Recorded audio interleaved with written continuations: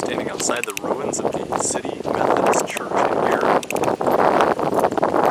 This church was built in 1926 at a cost of $1 million. It's $1926. A very big church. It's got an auditorium in it, it's got a gymnasium in it, very beautiful sanctuary. But unfortunately, it did fall vacant. 1974, 1975, around there, this church closed for good. They used it a little bit later, but it did fall completely abandoned. And as with a lot of abandoned things, it just fell open to the people breaking in. But this is absolutely a beautiful church. You notice, kind of got some Gothic architecture to it. And we're going to enter in the sanctuary here. I mean, even in the state of abandonment, this church the architecture still does not cease to amaze me. So we'll check out the sanctuary here first.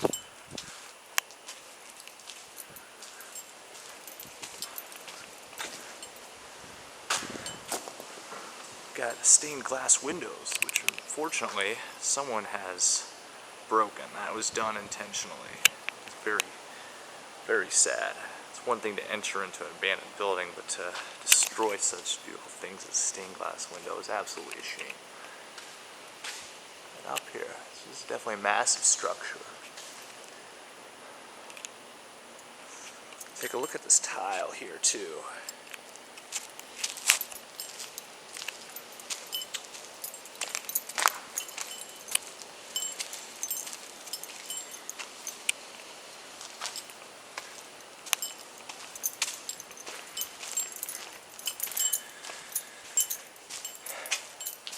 I'm going to take a look at the auditorium as well. Cool fireplace. I can only imagine what it was like when this church was open.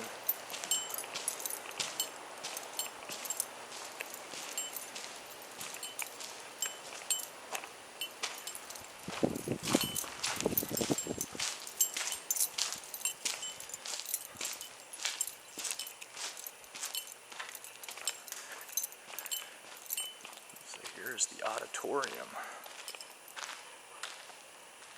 The gymnasium up here as well. Church someone did burn part of this church in the 90s.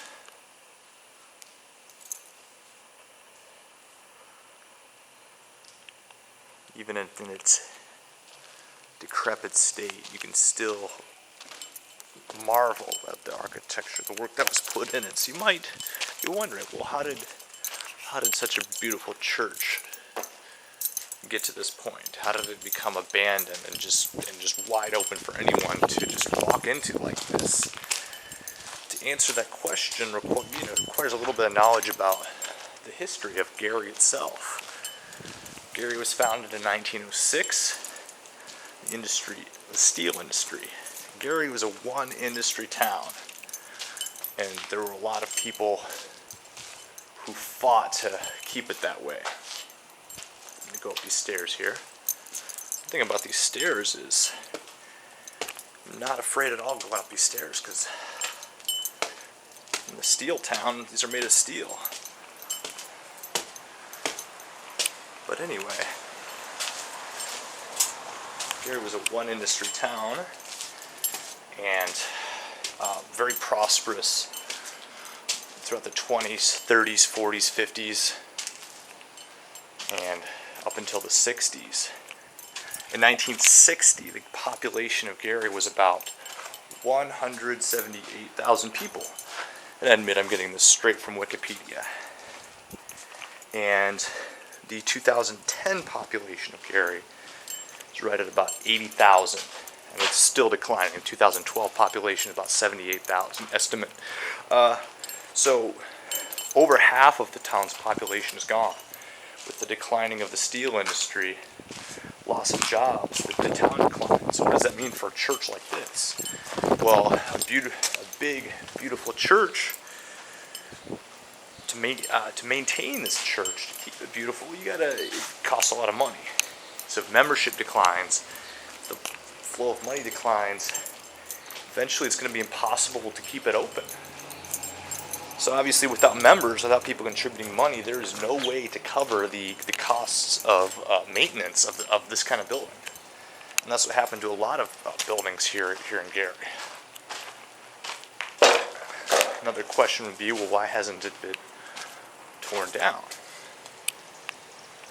And to tear down a building this size also requires a lot of money. So what's going to be the fate of this church? I believe it's going to sit here and continue to crumble, and I believe eventually it will be torn down. You can see where people squat in here, which would be horrible because I can't imagine sleeping in this place. This place is smelly, it's got asbestos. I can't imagine sleeping in this place. I might be in here for 10 minutes, but cannot imagine spending the night in here. But if I were homeless, it might be a choice I have to make. See the sanctuary again. I dare not step on that because that is wood and that is falling apart. Take a quick look at the third level here. There's also a gym upstairs, and that's the part that was burned. Look over yonder. You can see other abandoned buildings here. Some apartment buildings straight back that I've been into. An 8-story building that's been abandoned.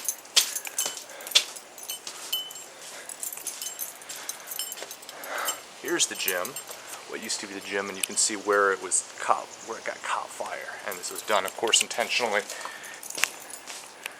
And we'll take a quick look at the sanctuary once again, and then I'm going to have to go here. Can't quite make it across there, but you see here. Well, hopefully you've enjoyed this nice tour of City Methodist Church, and I will certainly be posting more videos, so stay tuned.